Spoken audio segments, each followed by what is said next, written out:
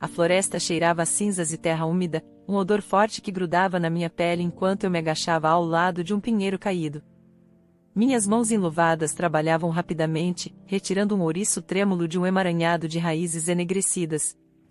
O incêndio florestal havia recuado dias atrás, mas suas cicatrizes permaneciam, troncos carbonizados, terra queimada e o leve crepitar de brasas distantes. Esta era minha primeira missão de resgate em 3 anos, um chamado raro do Departamento de Incêndios Florestais que me tirara da minha vida na cidade de volta à natureza selvagem que eu um dia chamei de lar. Aos 32 anos, eu senti o velho ritmo retornar, meus músculos lembrando a dança de salvar o que as chamas haviam poupado. Meu rádio chiou, cuspindo estática. Clara, você prendeu esse ouriço com segurança? A voz pertencia a Sérgio, o líder grisalho da equipe que me conhecia desde adolescente, quando eu era voluntária com a equipe. Quase, eu respondi, minha voz firme apesar da dor nos meus joelhos. Os olhos do ouriço, arregalados e vítreos, fixaram-se nos meus. Calma, pequeno, eu murmurei, passando um arreio macio em volta de sua estrutura trêmula. Meus dedos roçaram seu flanco, quente e frágil, e por um momento o mundo se estreitou apenas para nós dois, eu e esta pequena vida que eu ainda podia salvar. Meu telefone vibrou no bolso, uma intrusão dissonante. Eu o ignorei, focando no ouriço. Vibrou novamente, insistente, e eu suspirei, pegando-o com uma mão enquanto mantinha o arreio firme. A tela brilhou com uma mensagem de texto de Ricardo, meu marido há 6 anos. Meu coração deu um pequeno salto tolo. Eu não tinha notícias dele há dias, seus trabalhos de fotografia o mantendo na estrada. Talvez ele estivesse entrando em contato, perguntando como estava a missão. A mensagem tinha 3 linhas, acabou, Clara. Quero o divórcio. Os papéis estão em casa. Minha respiração ficou presa, afiada como uma lâmina. As palavras borraram, depois focaram, cada sílaba uma picada de alfinete contra minha pele. Eu li de novo, depois uma terceira vez, como se a repetição pudesse reescrever a verdade. O ouriço se mexeu, cutucando minha mão, e eu me forcei a mover, prendendo o arreio com precisão mecânica. Minha mente girou, buscando o contexto. Ricardo tinha estado distante, claro, suas viagens para a cidade mais frequentes, suas ligações mais curtas. Mas divórcio? Por mensagem de texto? Outra vibração. Uma segunda mensagem, contas bancárias zeradas. Precisei para a transição. Você se vira. O ar pareceu mais pesado, pressionando meu peito. A nossa conta conjunta, anos das minhas economias juntadas com longas horas na empresa de agricultura vertical, do trabalho de meio período que eu peguei para construir o nosso futuro, desapareceu. Eu imaginei o sorriso torto de Ricardo, aquele que uma vez me fez sentir como a única mulher no mundo. Agora parecia uma máscara escondendo algo mais frio. Meu polegar pairou sobre o teclado. Um grito arranhou minha garganta, mas eu o engoli, sentindo o gosto de cinzas. Eu digitei 2 palavras, deliberadas e finais, entendi. Eu apertei enviar, depois enfiei o telefone de volta no bolso. O ouriço gemeu suavemente, e eu acariciei sua orelha, ancorando-me em seu calor. Haveria tempo para a raiva mais tarde. Agora, havia trabalho a fazer. A memória veio sem ser convidada, nítida como a névoa esfumaçada da floresta. 8 anos atrás, eu tinha 19 anos. O ar do verão pairava pesado com o cheiro de alfafa e poeira enquanto eu empurrava a porta de tela da lanchonete, meu capacete de segurança debaixo do braço. Aos 19 anos, eu era toda músculos magros e confiança tranquila, meu rosto manchado de foligem de uma manhã passada resgatando uma ninhada de filhotes de guaxinim de um celeiro em chamas. A lanchonete, um posto avançado desgastado ao longo da rodovia que cortava minha pequena cidade, era um refúgio familiar, linóleo quadriculado, o tilintar de canecas de café, a jukebox cantarolando uma balada country. Eu deslizei para uma cabine, meu uniforme do Departamento de Incêndios Florestais amassado, e pedi uma hot beer, sem saber que minha vida estava prestes a mudar. O sino acima da porta tilintou e um estranho entrou, seu polimento de cidade destoando do charme desbotado da lanchonete. Ele era alto, com cabelos escuros revoltos, uma câmera pendurada no pescoço. seus olhos examinaram o lugar como um falcão. Quando pousaram em mim, eles se demoraram, uma faísca de interesse surgindo.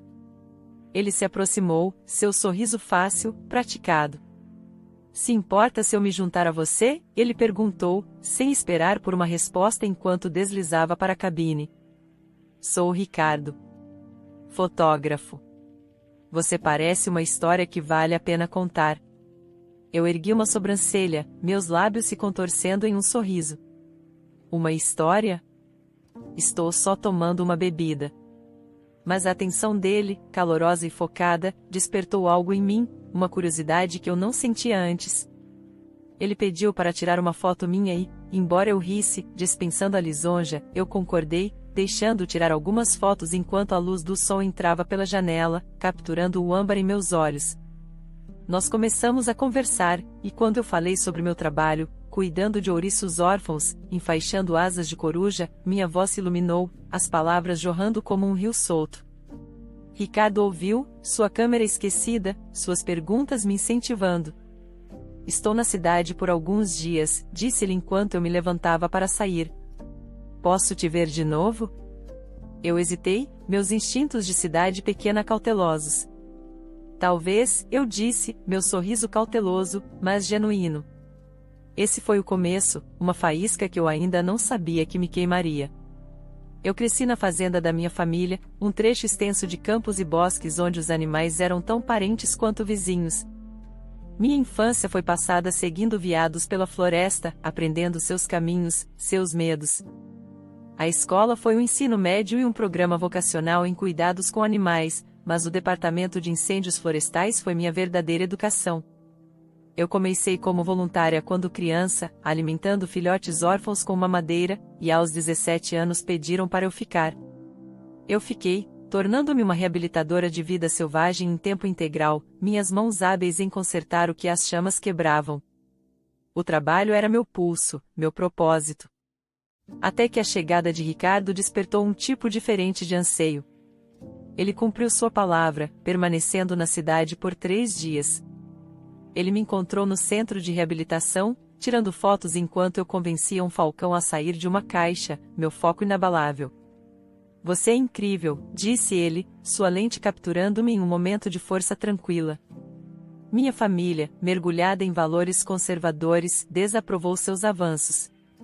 Rapazes da cidade não ficam, minha mãe, Beatriz, advertiu, sua voz afiada com desconfiança. Eu concordei, mantendo Ricardo à distância, meu coração protegido pelas lições de uma comunidade unida. Mas Ricardo era diferente, ou assim parecia. Quando eu o rejeitei, ele não insistiu, apenas sorriu e prometeu escrever. Ele partiu para a cidade, mas a rejeição o corroeu. Ricardo estava acostumado a conseguir o que queria, seu charme uma chave que abria portas. Eu, porém, era um quebra-cabeça, minha autenticidade um desafio que ele não conseguia resistir. Então ele mudou de tática, trocando a perseguição ousada pela paciência. Cartas chegaram, escritas à mão, cada uma elogiando meu trabalho, meu espírito. Ele enviou fotos, eu com o falcão, eu rindo perto de um riacho, cada uma um espelho da minha força. Quando ele retornou meses depois, ele se juntou aos meus resgates, sua câmera documentando-me enquanto eu salvava um filhote de raposa de uma armadilha. Estou falando sério sobre isso, disse-lhe uma noite, sua voz suave enquanto nos sentávamos perto de uma fogueira, a floresta viva ao nosso redor. Sobre você. Minhas defesas vacilaram. Eu havia dito a ele que éramos de mundos diferentes, eu, uma garota do interior que pertencia à natureza, e ele, um fotógrafo perseguindo as luzes da cidade. O que acontece se ficarmos sérios? Eu perguntei, meus olhos buscando os dele. Eu não posso viver no seu mundo. É aqui que eu pertenço. Eu te seguirei, disse ele, sua mão na minha, seu olhar firme. Onde quer que você esteja, lá é o lar. A promessa me arrebatou, uma maré que eu não pude resistir. Eu me deixei apaixonar, acreditando que sua doçura, sua disposição de ajoelhar na lama ao meu lado, era amor. Nós começamos a namorar, a persistência de Ricardo desgastando minhas dúvidas. Ele era doce, atencioso. Quando ele me pediu em casamento 1 ano depois, sob um céu cheio de estrelas, eu disse sim, meu coração pleno.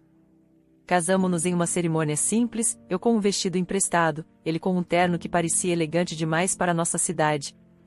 A vida era feliz, um sonho que eu não ousara imaginar.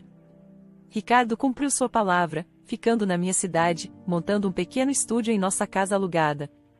Eu trabalhava no centro de reabilitação, ele fotografava eventos locais, e nossas noites eram preenchidas com risadas, minha comida, suas histórias da cidade. Mas o sonho se desfez em meses. As viagens de Ricardo para a cidade tornaram-se frequentes, seus trabalhos de fotografia o afastando. É só trabalho, ele dizia, beijando minha testa antes de sair. Eu sentia falta dele, mas confiava em sua promessa. Então Beatriz, minha mãe, sentou-se comigo uma noite, seu rosto severo. Você não pode viver assim, Clara. Ele lá, você aqui. Uma esposa segue seu marido, o faz feliz. Esse é o seu dever. As palavras afundaram profundamente, enraizando-se na minha criação. Eu não queria perder Ricardo, não queria falhar como esposa. Então eu fiz a escolha mais difícil da minha life. Deixei o centro de reabilitação, minha paixão, e encontrei um emprego na cidade em uma empresa de agricultura vertical, que ocasionalmente envolvia animais. A cidade era barulhenta, cinzenta, uma gaiola comparada aos meus bosques. Mas eu disse a mim mesma que era por amor, pelo nosso futuro. Ricardo me recebeu, seu sorriso brilhante, e por um tempo ficamos próximos novamente. Eu não vi o cálculo em seus olhos, a maneira como ele moldou a minha escolha para se ajustar ao mundo dele.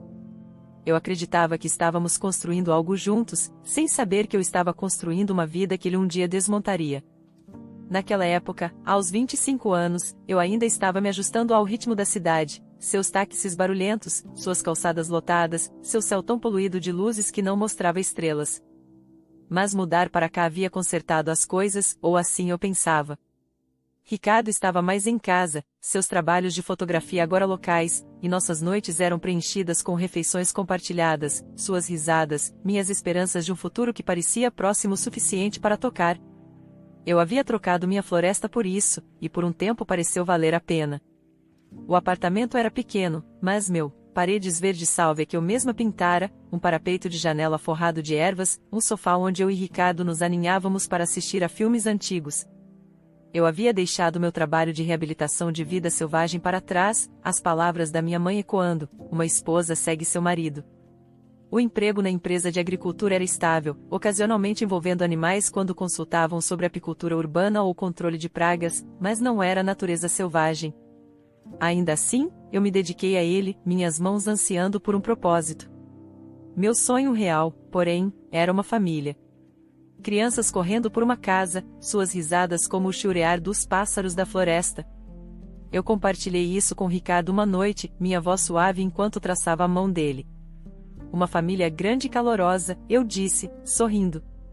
É o que eu quero, ele assentiu, seus olhos calorosos, mas distantes. Parece perfeito, Clarinha. Mas precisamos ser estáveis primeiro. Dinheiro, um lugar maior. Crianças não são baratas. Sua praticidade fazia sentido, então eu concordei, suspendendo meu sonho por um futuro que ele prometeu que estava chegando. Eu trabalhei mais, peguei um emprego de meio período limpando escritórios nos fins de semana, minhas economias crescendo na nossa conta conjunta. Cada dólar era um passo em direção à família que eu imaginava, uma vida onde eu poderia ensinar meus filhos a amar a natureza selvagem como eu amava. Eu não sabia que Ricardo não estava na mesma página, que suas promessas eram tão vazias quanto o céu sem estrelas da cidade. 6 anos se passaram, um borrão de rotina. Eu levantava ao amanhecer, trabalhava em meus turnos, voltava para casa para cozinhar, limpar e esperar por Ricardo. Sua carreira de fotógrafo decolou, seu portfólio agora cheio de fotos brilhantes de modelos e paisagens urbanas. Seus trabalhos frequentemente o levavam para outras cidades, Chicago, Miami, Los Angeles, e ele voltava com histórias de galerias e clientes, sua mala transbordando de camisas amassadas. Eu as lavava, arrumava roupas limpas para ele e o despachava com palavras de apoio. Você está indo incrível, eu dizia, beijando sua bochecha, acreditando que meu papel era apoiar os sonhos dele, assim como ele uma vez apoiara os meus. Em algum momento, eu percebi que não importava onde morássemos. O estilo de vida de Ricardo era movimento, uma busca constante pela próxima grande foto. A cidade não o prendera, libertara-o para vagar, deixando-me como ponto fixo ao qual ele retornava. Eu entendia, ou dizia a mim mesma que entendia. Ele amava a configuração, minha presença estável, minhas refeições quentes, minha fé nele. Era um conforto que ele desejava, uma base que o permitia voar. Eu não via como ele me usava, como minha devoção era uma conveniência, não uma parceria.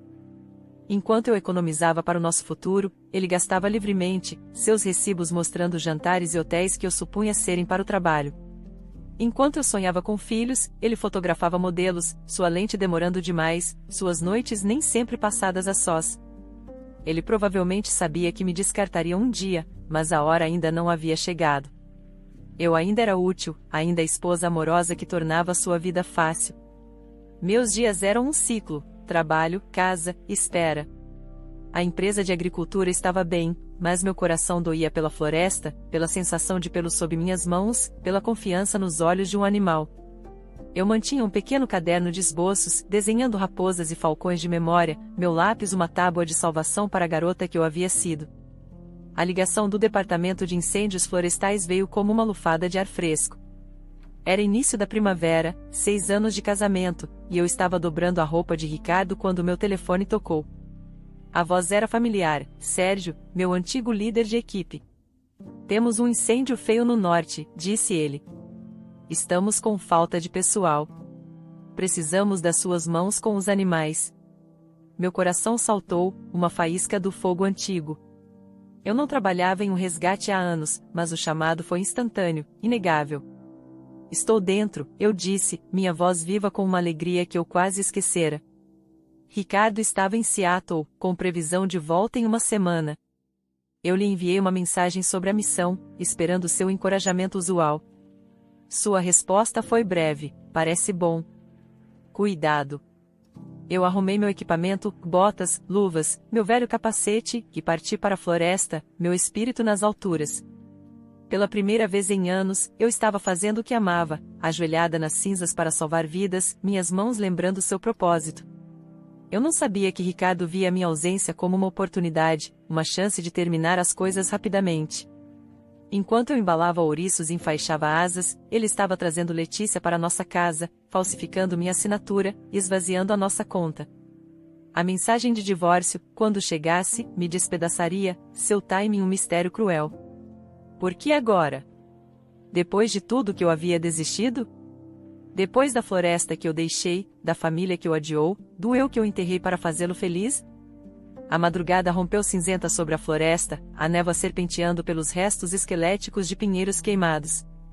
Eu me ajoelhei ao lado de um riacho, jogando água gelada no rosto para afastar a névoa da insônia. O acampamento de resgate de incêndio florestal zumbia fracamente atrás de mim, rádios crepitando, voluntários gritando coordenadas, o zumbido baixo de um gerador. Minhas mãos tremeram enquanto eu pegava a água, não de frio, mas do peso das mensagens de Ricardo, que haviam queimado em minha mente como os fogos que marcaram esta terra. Divórcio. Conta bancária esvaziada. Uma vida desmontada em 2 mensagens. Eu sequei minhas mãos nas calças cargo e verifiquei meu telefone, meio esperando por uma retratação, um pedido de desculpas, qualquer coisa para suavizar o golpe. Em vez disso, um e-mail do nosso banco esperava, confirmando um saldo 0.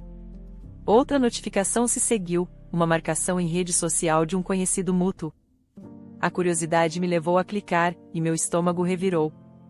A foto mostrava Ricardo no nosso apartamento da cidade, o braço em volta de uma mulher com cabelos loiros lisos e um sorriso presunçoso: Letícia. A legenda dizia: novos começos. Ultimê stampera de ontem. Minha respiração falhou. A nossa casa, aquela que eu pintara de verde sálvia, onde pendurara cortinas para pegar a luz da manhã, que era agora o palco de Letícia. Eu rolei mais, cada postagem um novo corte, Letícia descansando no nosso sofá, os sapatos de Letícia perto da nossa porta. A traição não era apenas financeira, era pessoal, um apagamento deliberado do meu lugar no mundo de Ricardo. Eu bloqueei o telefone, a mandíbula apertada, e me levantei. O murmúrio do riacho abafou a pulsação em meus ouvidos. Eu não desmoronaria aqui. Não com animais dependendo de mim. O trabalho da manhã foi exaustivo. Eu e a equipe vasculhamos uma encosta carbonizada em busca de sobreviventes. Encontrei um coelho, seu pelo chamuscado, mas vivo, e o embalei em uma caixa, minhas mãos firmes apesar da tempestade interior. Enquanto trabalhava, minha mente fervilhava. Ricardo não tinha levado apenas minhas economias. A caminhonete, com uma picape surrada que meu pai nos dera como presente de casamento, era outra perda que eu ainda não havia processado. Eu amava suas peculiaridades, a embreagem pegajosa, o leve cheiro de feno no estofamento. Durante uma pausa, sentei-me em uma caixa, bebendo café amargo de uma garrafa térmica. Meu telefone vibrou novamente, desta vez com uma mensagem de voz do departamento de fraudes do banco. Eu toquei no viva voz, mantendo o volume baixo. A voz era seca, profissional.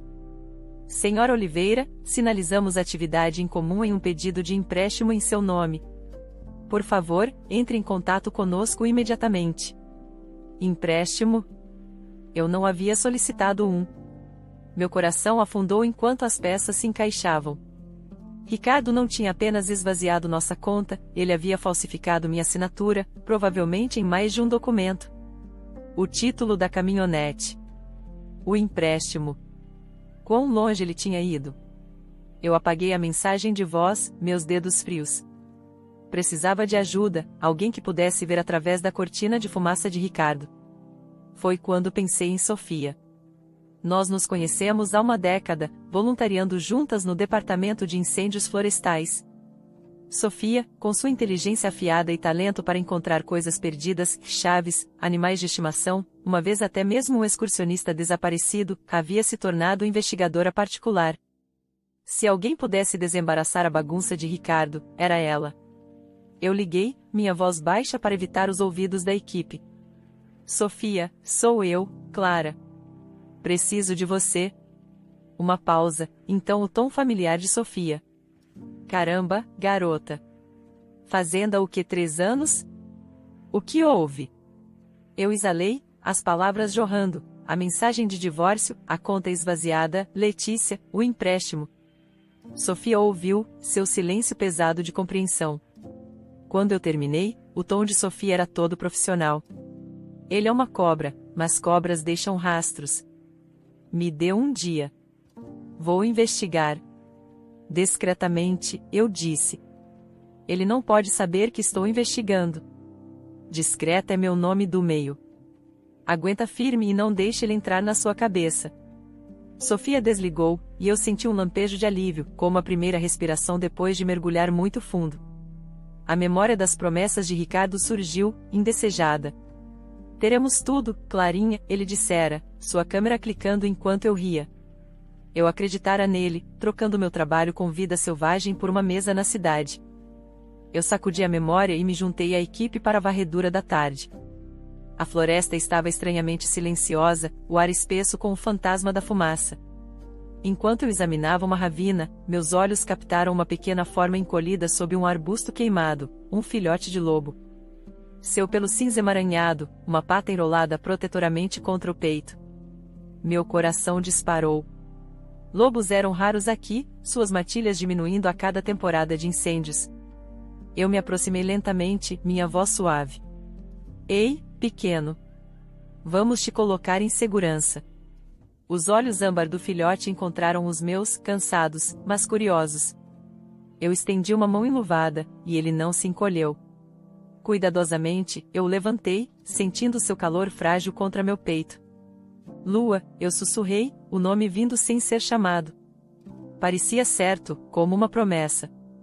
Eu carreguei Lua para a tenda de triagem, meus passos mais leves apesar do peso do dia. Salvar este filhote não desfaria a traição de Ricardo, mas era um começo, um elo com a mulher que eu fora antes dele. Naquela noite, sentei-me em minha tenda, as paredes de lona brilhando fracamente com uma lanterna. Meu telefone estava em meu saco de dormir, a tela escura. Eu resisti a verificar, sabendo que cada notificação seria outra ferida. Mas a curiosidade venceu, e eu abri meu e-mail.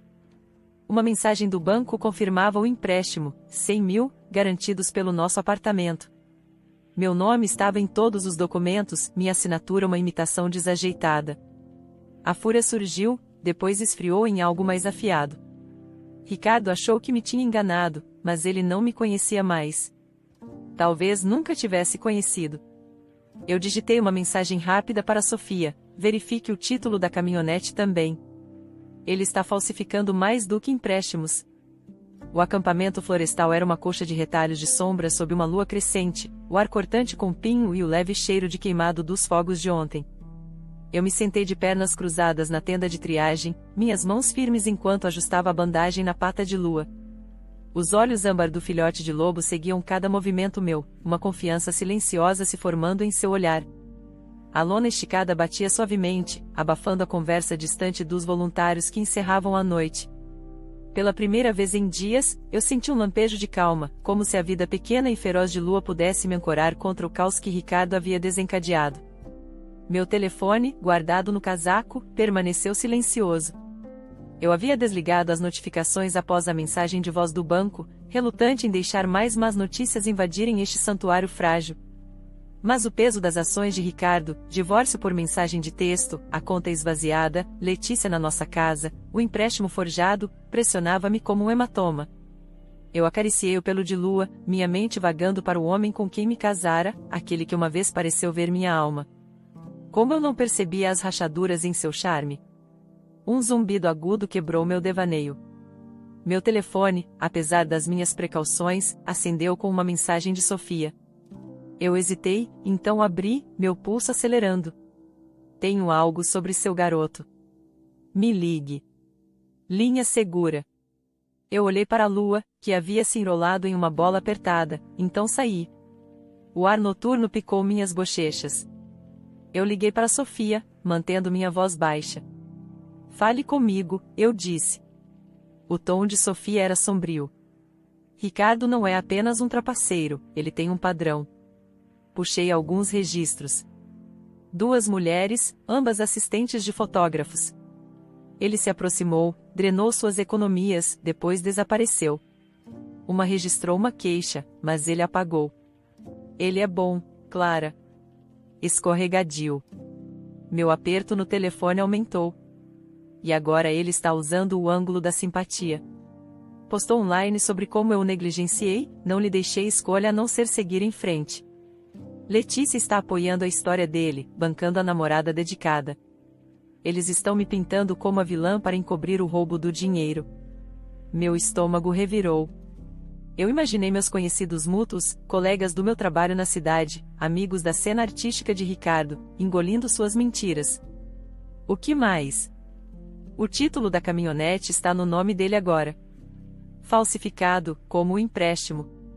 Estou rastreando a origem do empréstimo. Parece que ele o canalizou para uma conta offshore. Preciso de mais tempo, mas ele não é tão esperto quanto pensa. Deixou pegadas digitais. Na manhã seguinte, levantei-me ao amanhecer. O acampamento florestal estava envolto em uma névoa que suavizava as cicatrizes do incêndio. Meus músculos doíam do trabalho de ontem, mas eu acolhi a dor, um lembrete do meu propósito. Calcei minhas botas gastas e me juntei à equipe na beira de uma ravina carbonizada. Ajoelhei-me ao lado de um tronco caído, meus dedos gentis enquanto levantavam um par de filhotes de coruja, suas penas chamuscadas, mas os corações ainda batendo. Vocês são mais resistentes do que parecem, eu murmurei, colocando-os em uma caixa forrada com pano macio. Seus olhos arregalados, uma distração fugaz do peso da traição de Ricardo. Júlia, a voluntária de voz rouca, trabalhava nas proximidades, suas mãos enluvadas desembaraçando um coelho de uma armadilha. Você está uma máquina hoje, Clara, ela chamou, seu sorriso meio escondido por uma bandana. O que te deixou tão animada? Eu consegui um sorriso tenso, limpando a sujeira dos meus joelhos. Apenas feliz por estar de volta, eu disse, minha voz firme apesar da tempestade interior. Eu não mencionei a mensagem de divórcio, a conta bancária esvaziada ou a foto de Letícia na minha casa. Enquanto o sol subia, queimando a névoa, a equipe parou para uma pausa perto de um riacho, seu murmúrio um contraponto suave à conversa deles. Sentei-me em uma rocha coberta de musgo, minha garrafa de água fria contra a palma da mão, e verifiquei meu telefone, esperando uma atualização de Sofia. Em vez disso, uma mensagem de Mariana, uma colega de trabalho da empresa de agricultura vertical, brilhava na tela. Sinto muito, Clara. Não fazia ideia de que as coisas estavam tão ruins entre vocês dois. Se precisar conversar, estou aqui. Anexado estava uma captura de tela da postagem de Ricardo, uma foto dele e Letícia, braços entrelaçados, com a legenda: encontrando paz após um capítulo difícil. Grato por novos começos. As palavras picaram, afiadas como um espinho. Prova de que as mentiras de Ricardo estavam criando raízes. Minha garganta apertou, meus dedos pairando sobre o botão de resposta. Eu imaginei Mariana na sala de descanso do escritório, seus olhos gentis nublados de pena, sussurrando para os outros sobre o meu casamento fracassado. A narrativa de Ricardo estava se espalhando, pintando-me como a esposa negligente, a razão de sua partida. Eu apaguei a mensagem, a mandíbula cerrada, mas a dor persistiu, um hematoma no meu coração. Júlia sentou-se ao meu lado, desembrulhando uma barra de granola. Quer um pedaço? Eu balancei a cabeça, forçando uma risada. Tomei um gole de água, o frio mordendo minha língua. Você já lidou com alguém que reescreve toda a sua história para se fazer parecer melhor? Júlia bufou, migalhas caindo de sua barra. Meu ex tentou isso. Disse a todos que eu era uma chata porque pedi a ele para pagar o aluguel. As pessoas acreditam no que é mais alto, não no que é verdade. No escritório improvisado do acampamento, sentei-me ao laptop, meus dedos pairando sobre as teclas. Ricardo sempre fora descuidado com segurança, rabiscando senhas em pedaços de papel que escondia à vista de todos, sob um abajur, dentro de um livro. Eu o provocara sobre isso uma vez, quando pensava que suas peculiaridades eram encantadoras. Agora, eram minha vantagem. Entrei em uma conta na nuvem que compartilhávamos para contas domésticas, esperando que ele não tivesse mudado a senha. A tela carregou e meu pulso acelerou. Lá estava, uma pasta rotulada em impostos. Inocente o suficiente, mas Ricardo sempre fora desleixado com nomes. Eu cliquei, encontrando um tesouro de e-mails que ele havia encaminhado para si mesmo, extratos bancários, pedidos de empréstimo, até mesmo uma cópia digitalizada do título da caminhonete com minha assinatura falsificada. Meu peito apertou ao ver meu nome rabiscado em uma caligrafia que não era minha. Mas isso era prova, uma rachadura em sua armadura. Um e-mail chamou minha atenção, enviado para Letícia 2 semanas atrás: certifique-se de que o banco receba os documentos do empréstimo até sexta-feira. Ela não vai notar. A frieza casual. Ela está mais envolvida do que pensávamos. Então, por impulso, redigi um e-mail falso de um representante bancário inexistente, questionando uma discrepância no pedido de empréstimo. Enviei para o endereço pessoal de Ricardo, sabendo que ele o veria antes de Letícia. Uma semente de dúvida, apenas o suficiente para torná-lo descuidado. Na tenda de triagem, verifiquei Lua. A pata do filhote estava cicatrizando, seu movimento mais forte. Dei-lhe uma seriga de leite, sorrindo enquanto a língua de Lua se movia avidamente. Você é uma lutadora, não é? Eu disse, minha voz suave. O calor do filhote contra minha mão despertou uma memória, não de Ricardo, mas de mim mesma adolescente, enfaixando um filhote de raposa sob o olhar atento do meu pai. Eu fora destemida então, certa do meu lugar no mundo. Ricardo havia diminuído essa certeza, mas Lua a estava reacendendo. Uma mensagem de Sofia chegou enquanto eu limpava a seriga: Letícia não é apenas um enfeite. Ela tem um histórico, fraude pequena principalmente, mas é esperta. Ajudou Ricardo com as falsificações. Além disso, seu e-mail falso funcionou. Ele está em pânico, ligando para o banco. Continue assim. Meus lábios se curvaram em um sorriso raro. O pânico de Ricardo era minha abertura. Eu respondi: alguma sorte com a conta offshore? A resposta de Sofia foi rápida: trabalhando nisso.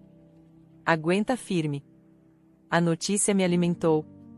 Deslizei para a tenda da biblioteca do acampamento, um canto tranquilo com um único computador e prateleiras de guias de campo. Lá, pesquisei registros públicos de Letícia, cruzando as pistas de Sofia. Um processo judicial de 3 anos atrás apareceu. Letícia havia sido multada por falsificar cheques.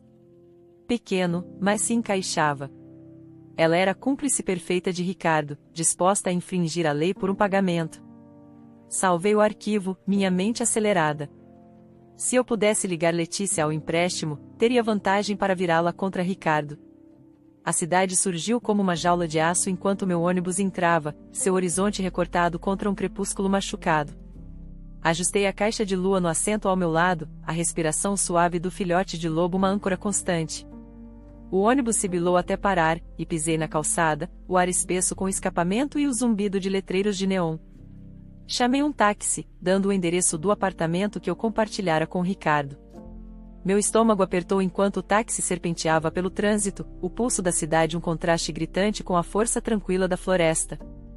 Parei na entrada, meu reflexo fraco na porta de vidro.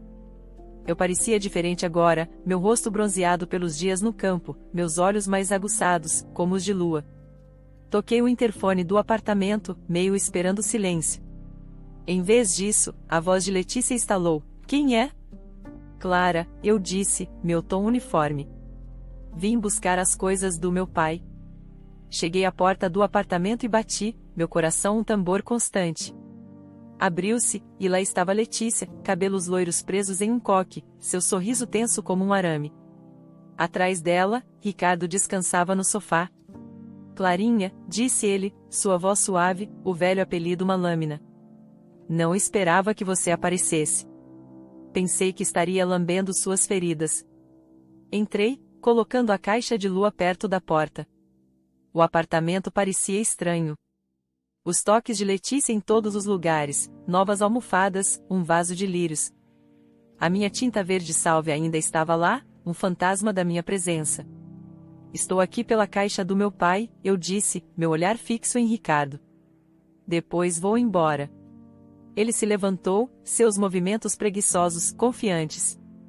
Você está lidando bem com isso. Imaginei que estaria um caco depois de tudo. Seus olhos piscaram para a caixa de lua, um sorriso afetado puxando seus lábios. Ainda bancando a heroína com vira-latas, hein? Ignorei a provocação, vasculhando a sala em busca da caixa, o equipamento de pesca do meu pai, seu relógio antigo, cartas que ele me escrevera quando criança. Avistei-a em um canto, meio enterrada sob os lenços de Letícia. É isso, eu disse, movendo-me em direção a ela. Ricardo se aproximou, sua voz baixa. Vamos ser razoáveis, Clarinha. Você não quer brigar. Posso te fazer um acordo. Metade do dinheiro do empréstimo. Começo limpo. Você vai embora. Sem policiais, sem advogados. Parei, a mão na caixa. A oferta dele era uma armadilha, uma última jogada desesperada para me manter quieta. Endireitei-me, encontrando seu olhar. Razoável? Como falsificar minha assinatura em um empréstimo de 100 mil? Ou o título da caminhonete? Vi Letícia estremecer, uma rachadura em sua compostura. Ou talvez você queira dizer a conta offshore que você achou que eu não encontraria? O sorriso afetado de Ricardo vacilou, seus olhos se estreitando. Você está blefando. Estou? Tirei o pendrive do meu bolso, segurando registros bancários, e-mails, as assinaturas falsificadas de Letícia. Já enviei cópias para o departamento de fraudes. Você não é tão esperto quanto pensa, Ricardo. Letícia engasgou, dando um passo à frente. Você não pode. Posso, eu interrompi, minha voz de aço. E fiz. O banco está auditando tudo. Talvez você queira ligar para seu advogado, Letícia. Aqueles e-mails que você enviou para Ricardo, eles não são tão privados quanto você pensava. O rosto de Ricardo escureceu, mas ele se recuperou, seu charme voltando ao lugar. Você está fora de seu alcance, Clarinha. Acha que pode me assustar? Você é apenas uma garota do interior que teve sorte comigo. Levantei a caixa, seu peso familiar, aterrador. Sorte? Eu desisti de tudo por você. Meu trabalho, minha casa, eu mesma. Mas você não contava que eu recuperaria tudo. Movi-me para a parede onde uma foto estava pendurada, uma que Ricardo tirara anos atrás, eu em meu equipamento de voluntária, um falcão na minha luva. Deslizei-a para o meu casaco. Isso não é mais seu. Letícia gaguejou, mas Ricardo permaneceu em silêncio, a mandíbula apertada. Peguei a caixa de lua, o filhote se mexendo lá dentro.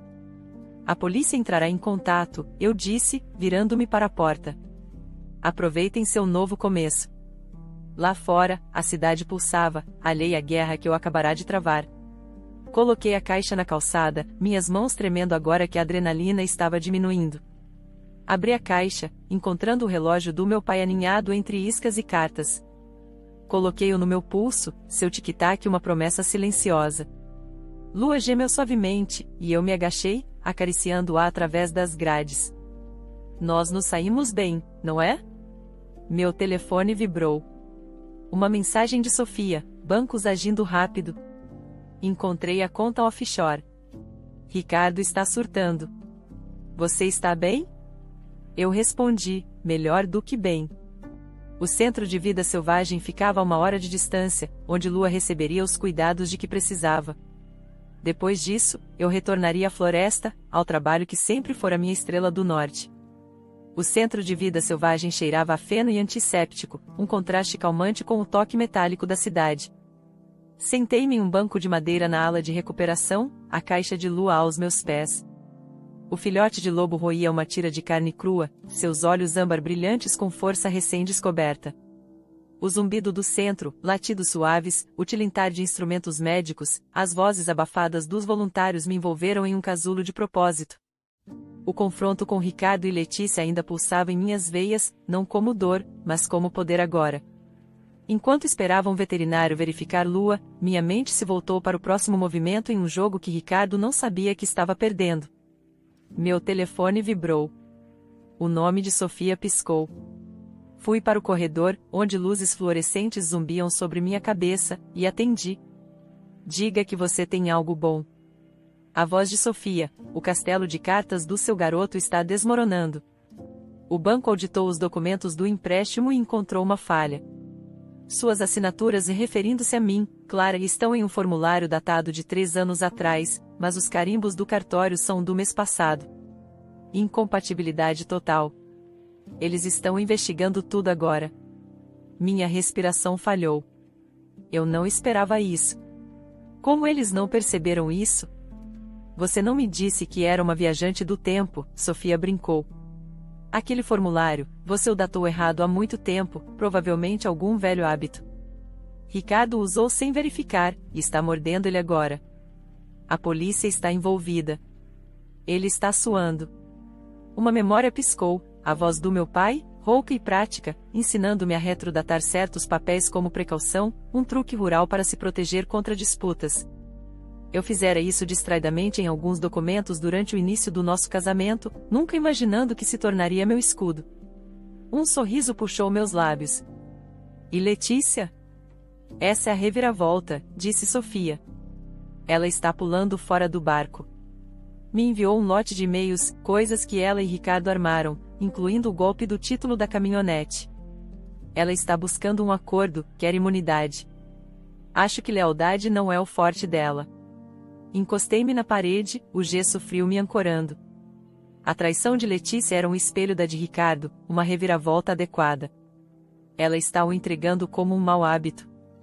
Vou encontrá-la esta noite para fechar isso.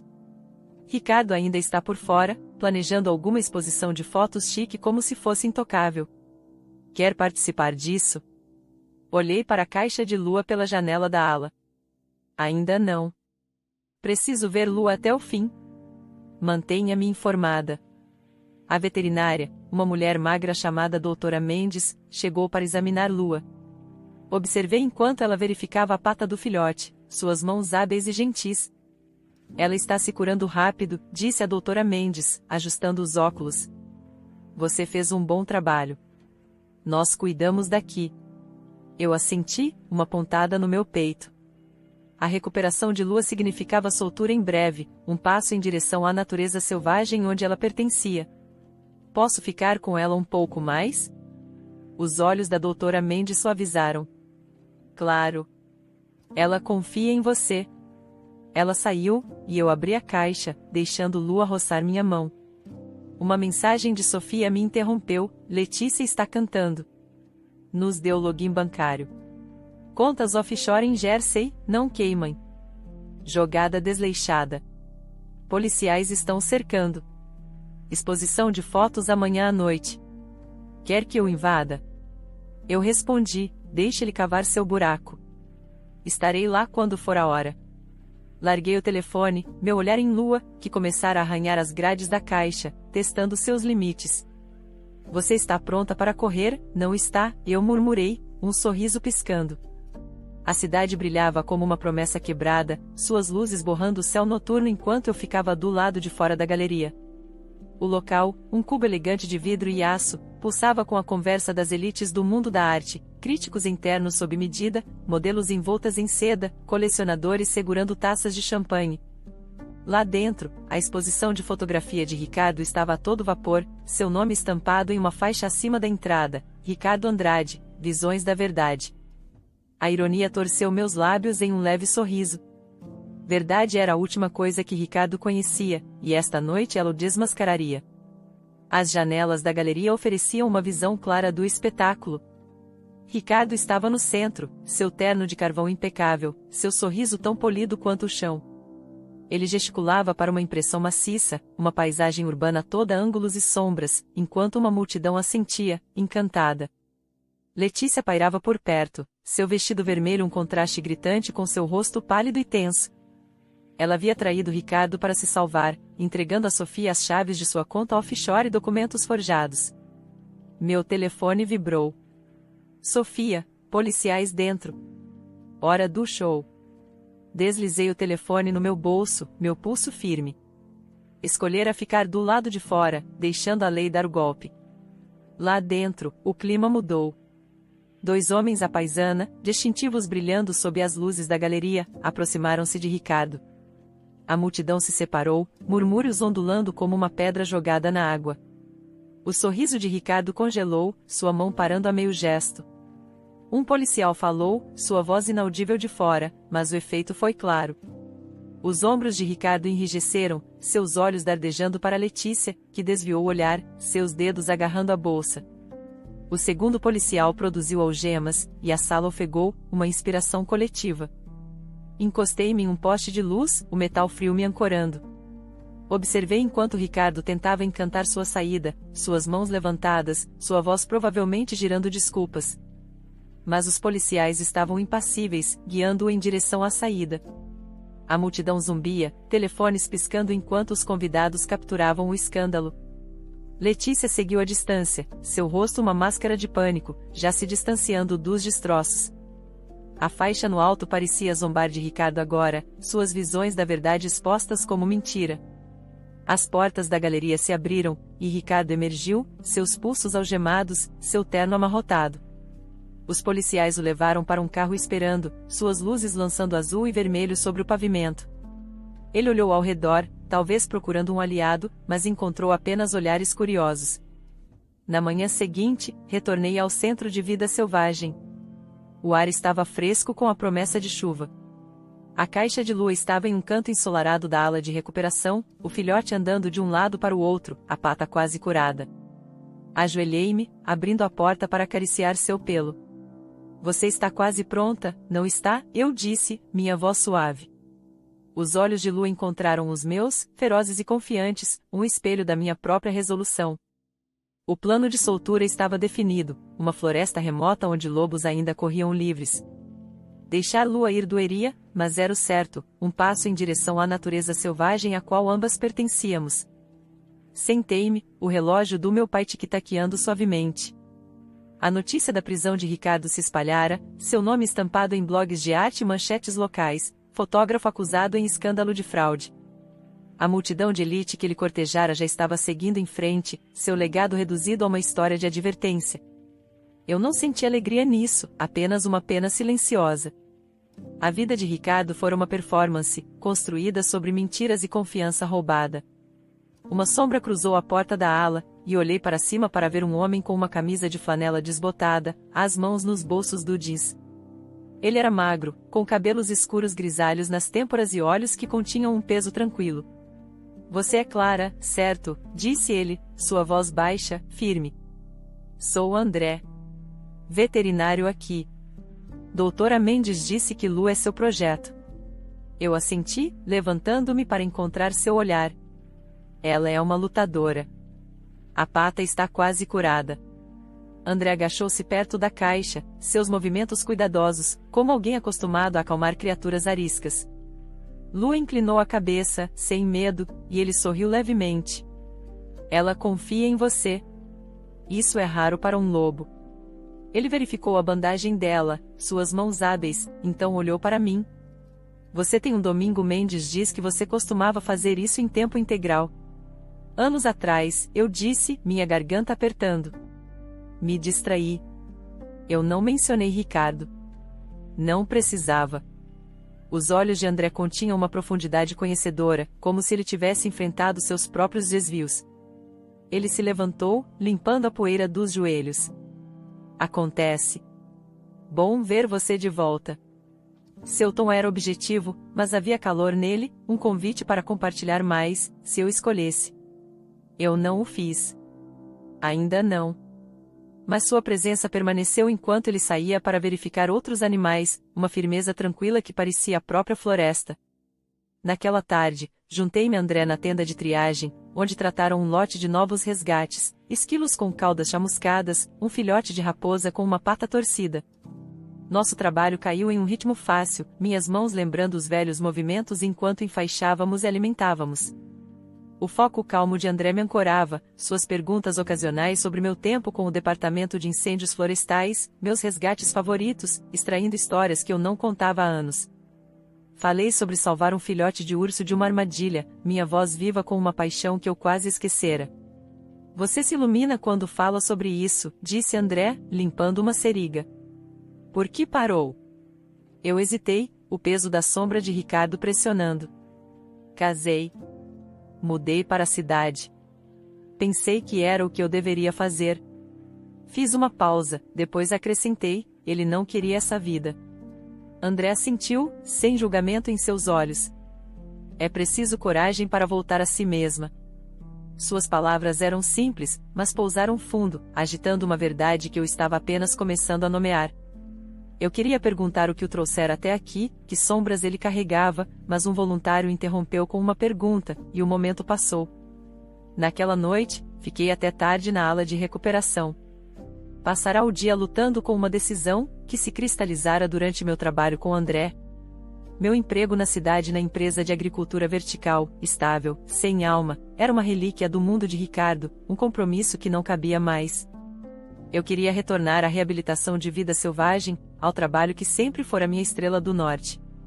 O pensamento me assustou, que recomeçar, reconstruir, mas também pareceu certo, como a pata de lua se curando. André apareceu, carregando 2 canecas de chá. Imaginei que ainda estaria aqui, disse ele, oferecendo uma. Peguei, o calor infiltrando-se em minhas mãos. Sentamo-nos em um banco, os roncos suaves de lua preenchendo o silêncio. Depois de um momento, André falou, sua voz baixa. Perdi minha esposa há 4 anos. Acidente de carro. Me joguei no trabalho depois. Mantive todos à distância. Este lugar, estes animais, eles me trouxeram de volta. Meu peito apertou, não com pena, mas com reconhecimento. Sinto muito, eu disse, sinceramente. Como ela era? Destemida. Amava cavalos. Podia cavalgar melhor que qualquer um. Ele sorriu, um lampejo de luz em seus olhos. Ela teria gostado de você. Você tem aquele mesmo fogo. As palavras me pegaram de surpresa, aquecendo-me mais do que o chá. André assentiu, e sentamos em companhia silenciosa, a noite tecendo-nos mais perto. Ele não pressionou, não encantou como Ricardo fizera. Sua presença era uma corrente constante, deixando-me definir o ritmo enquanto conversávamos sobre a soltura de lua, os desafios do centro, pequenos momentos dos nossos passados. Senti uma conexão criar raízes, frágil, mas real. André não era um salvador ou uma distração. Ele era um espelho, refletindo minha força, minhas cicatrizes. Na manhã seguinte, redigi um e-mail para meu chefe na cidade, renunciando ao meu emprego. Meus dedos tremeram ao apertar enviar, mas o alívio se seguiu, um peso levantado. O caminho era incerto, mas era meu. A floresta se estendia vasta e indomada, seus pinheiros sussurrando segredos enquanto o amanhecer pintava o céu em listras de ouro e rosa. André estava ao meu lado, sua jaqueta de flanela polvilhada de orvalho, sua presença tão firme quanto as árvores antigas ao nosso redor.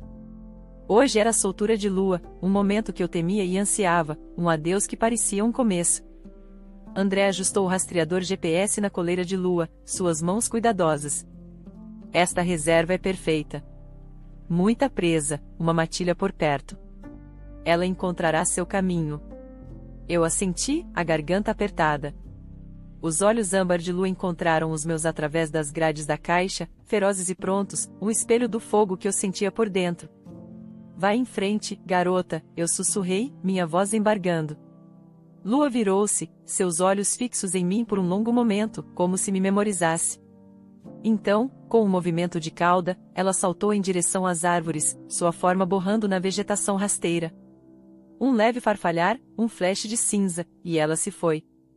Fiquei parada, minha respiração estremecendo. A floresta pareceu prender a respiração, depois exalou, o canto dos pássaros recomeçando na copa das árvores. André se aproximou, seu ombro roçando o meu. Você fez bem, disse ele, seu tom suave, mas seguro. Ela está onde pertence. Eu assenti, enxugando uma lágrima da minha bochecha. Eu também. As palavras pareceram verdadeiras, uma declaração. De volta à van, guardei a caixa de lua, seu vazio um conforto estranho. Tirei a foto da minha bolsa, traçando suas bordas. André ligou o motor, e voltamos em silêncio companheiro, as montanhas se desdobrando ao nosso redor. Meu telefone vibrou. Uma mensagem de Sofia, amarrando pontas soltas. Ricardo está se declarando culpado. O acordo de Letícia está sólido. Você está oficialmente livre. Eu sorri, guardando o telefone sem responder. A liberdade não era apenas um presente da lei. Era isto, minhas mãos que salvavam, meu coração que escolhia. Com André ao meu lado, a floresta à frente, eu estava pronta para o que viesse a seguir. Uma mulher inteira e desimpedida. Minha história, minha para escrever. O salão de conferências vibrava de expectativa, seu teto alto enfeitado com faixas proclamando a cúpula de resiliência da vida selvagem. Eu estava nos bastidores, minhas mãos firmes apesar da agitação no meu peito. Aos 35 anos, eu não era estranha a multidões, mas hoje parecia diferente. Eu usava um blazer simples sobre jeans, o relógio do meu pai brilhando em meu pulso. A velha foto, que eu em equipamento de voluntária, falcão na minha luva, guardada no meu bolso como um talismã. 3 anos se passaram desde a soltura de lua, desde a prisão de Ricardo e o desvendamento de suas mentiras. Aqueles anos me reconstruíram, não na garota que eu fora, mas em uma mulher que carregava suas nas minhas cicatrizes como força. As luzes do palco aqueceram meu rosto enquanto eu subia ao pódio, os aplausos da multidão uma onda suave. Cientistas, ativistas e voluntários enchiam os assentos, seus rostos brilhantes com propósito compartilhado. Minha organização sem fins lucrativos, Elo Selvagem, crescerá de uma ideia incipiente para uma força nacional, treinando comunidades rurais para resgatar a vida selvagem durante desastres naturais.